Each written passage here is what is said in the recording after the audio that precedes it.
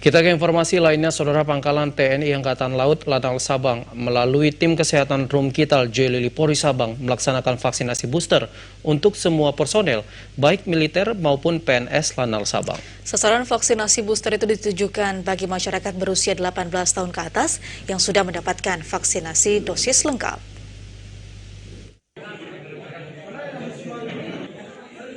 Vaksinasi booster merupakan program pemerintah sesuai dengan arahan Presiden Joko Widodo yang dimulai sejak 12 Januari 2022 secara nasional yang diberikan secara gratis untuk masyarakat. Program ini sangat penting diberikan sebagai komitmen dari pemerintah untuk melindungi seluruh masyarakat Indonesia dari ancaman COVID-19 dan termasuk varian barunya.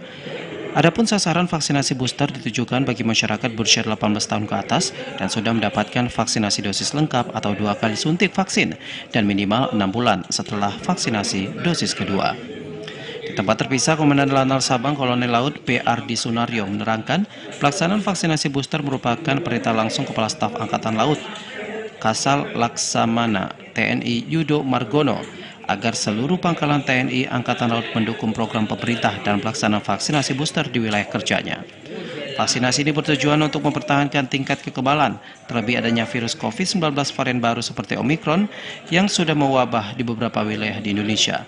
Sementara itu, Karum Kital J. Lili Polri Sabang Mayor Laut K. Dr. Sofian Ali Basit mengatakan bahwa pelaksanaan vaksinasi booster ini akan dilaksanakan secara bertahap yang menyesuaikan dengan ketersediaan vaksin yang ada. Pada pelaksanaan kali ini tercatat sebanyak 45 personel berhasil divaksin dengan menggunakan vaksin jenis Pfizer. Dari Sabang, Mahfud TVRI melaporkan.